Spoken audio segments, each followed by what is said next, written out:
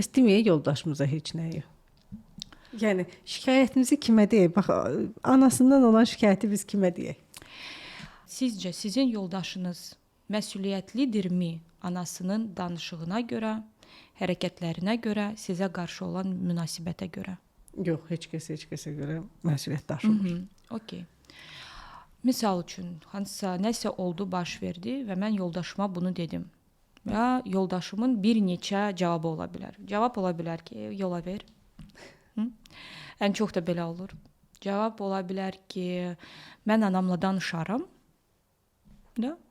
Cavab ola bilər ki, mənim anam yaxşı eləyir, nə edirsə. Cavab ola bilər ki, istəyirsən aralan onlardan və bir də ünsiyyət qurma. Yəqin ki, bu 4 ən axırıncı ola bilər. Yəni ki, bu 4 dənə cavab ən adi cavabdır da.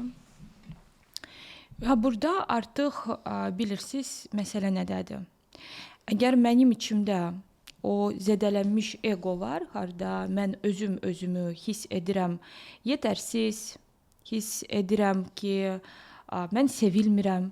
Ümumiyyətlə mən bilmirəm sevgi nə deməkdir. Bu yoldaşla bağlı deyil. Mən özümü sevmirəm. Mən özümü hardasa qurban verirəm, hardasa günahkarlığa düşürəm və bütün bu dramanın içində yaşayıram və onun anası mənə nəsə deyəndə və mən yoldaşıma şikayətlənəndə mən istəyirəm mənim yoldaşım desin ki, mənim mamam belə dedi, mənim mamam qələt eləyir, sən düz danışırsan, mən ancaq səni sevsəm. Biz bundan sonra anamla vəbşə bir ölkədə də yaşamayacaq. Davay, əşyaları yığ, biz buradan çıxıb gedirik.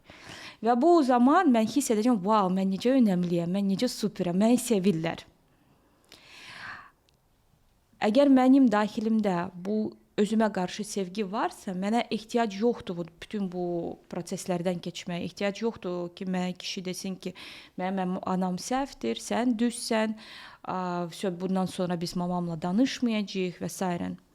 Burada biraz artıq biz başlayırıq qurmaq belə bir ünsiyyət, harda mən qəbul edirəm ki, sənin anan ideal deyil. Mənim onsuz da valideynlərim ideal deyil. Mən hələ heç kəsdə ideal valideyn görülməmişəm. İdeal valideynlər o valideynlər kimlər qarışmırlar. Bu deyə bilərik ki, bəli, ideal valideynlərdir. Əgər hər necəsə qarışma varsa, deməli, hər hansısa orada problemlər var. Və mən şikayətlənəndə artıq nə üçün şikayətlənirəm? O anasını dəyişdirəcək. O anasını bilmirəm, analıqdan siləcək. Yoxsa bu şikayətin əhəmiyyəti nədədir?